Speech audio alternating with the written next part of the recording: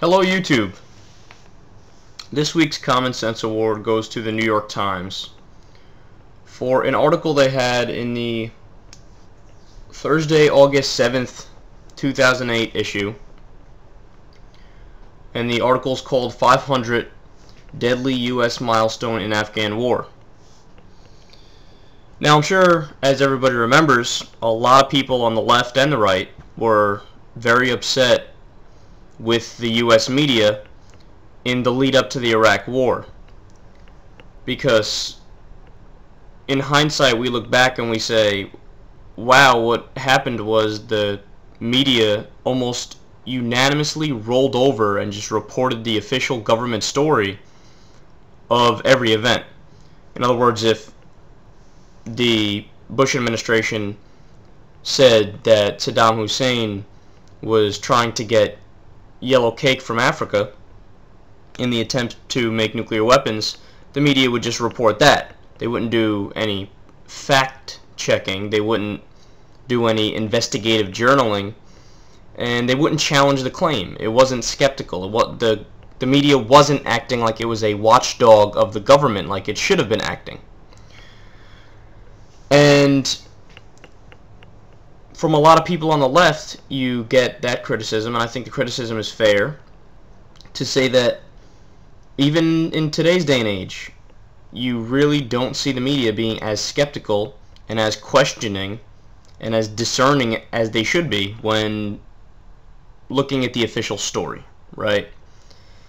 So the reason why the New York Times is getting the Common Sense Award this week is because they did a fantastic article which highlights the dead American soldiers in Afghanistan.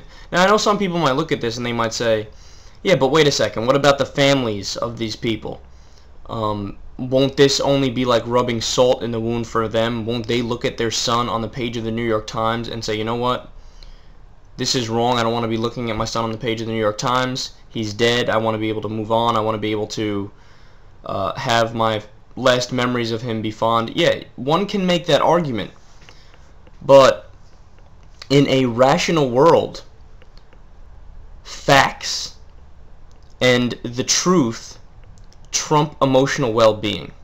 So of course I feel bad for the families of these people whose sons and daughters' pictures are in the New York Times listed as dead, but at the same time, the only way that the population will be informed enough to actually bring an end to this war, or to even care about this war at this point in time, is if things like this are right in our face.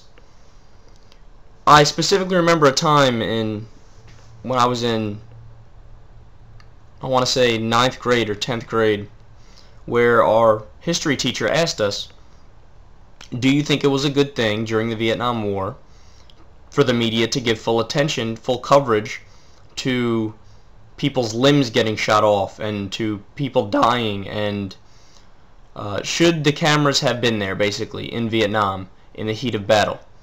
And unfortunately the decision was almost unanimous. The entire class said no, they shouldn't have been there because we should care about the feelings of the families of the people who were getting shot.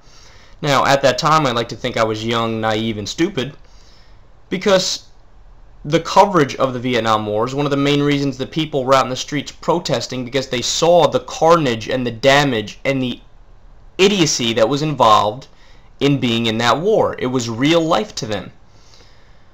So for doing some real journalism, something that I very rarely see within the confines of the news on TV, for instance, the New York Times definitely deserves this week's Common Sense Award.